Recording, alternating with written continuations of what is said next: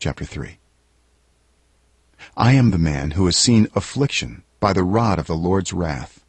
He has driven me away and made me walk in darkness rather than light. Indeed, he has turned his hand against me again and again all day long. He has made my skin and my flesh grow old and has broken my bones. He has besieged me and surrounded me with bitterness and hardship. He has made me dwell in darkness like those long dead. He has walled me in so I cannot escape. He has weighed me down with chains. Even when I call out or cry for help, he shuts out my prayer. He has barred my way with blocks of stone. He has made my paths crooked. Like a bear lying in wait, like a lion in hiding, he dragged me from the path and mangled me and left me without help. He drew his bow and made me the target for his arrows. He pierced my heart with arrows from his quiver. I became the laughingstock of all my people. They mock me in song all day long. He has filled me with bitter herbs and given me gall to drink. He has broken my teeth with gravel. He has trampled me in the dust. I have been deprived of peace. I have forgotten what prosperity is. So I say, my splendor is gone, and all that I had hoped from the Lord. I remember my affliction and my wandering, the bitterness and the gall. I well remember them, and my soul is downcast within me. Yet this I call to mind, and therefore I have hope. Because of the Lord's great love, we are not consumed, for his compassions never fail. They are new every morning. Great is your faithfulness. I say to myself, the Lord is my portion. Therefore, I will wait for him. The Lord is good to those whose hope is in him, to the one who seeks him. It is good to wait quietly for the salvation of the Lord. It is good for a man to bear the yoke while he is young. Let him sit alone in silence, for the Lord has laid it on him. Let him bury his face in the dust. There may yet be hope. Let him offer his cheek to one who would strike him, and let him be filled with disgrace. For no one is cast off by the Lord forever.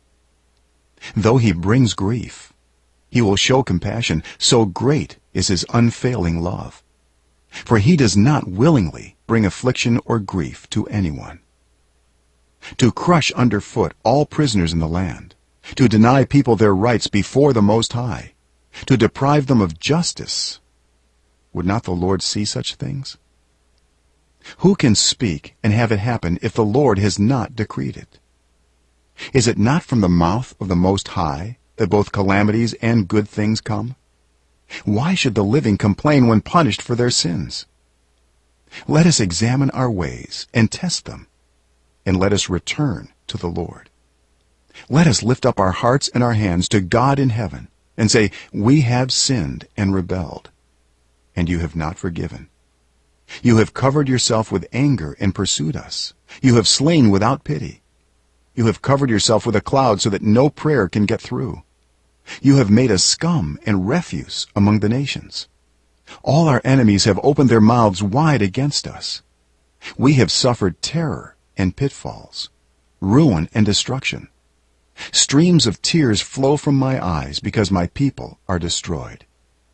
My eyes will flow unceasingly, without relief, until the Lord looks down from heaven and sees.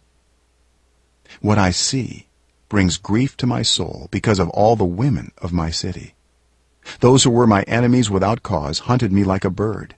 They tried to end my life in a pit and threw stones at me. The waters closed over my head, and I thought I was about to perish. I called on your name, Lord, from the depths of the pit. You heard my plea. Do not close your ears to my cry for relief.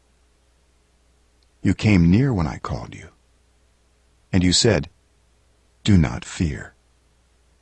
You, Lord, took up my case. You redeemed my life. Lord, you have seen the wrong done to me. Uphold my cause. You have seen the depth of their vengeance, all their plots against me. Lord, you have heard their insults, all their plots against me. What my enemies whisper and mutter against me all day long.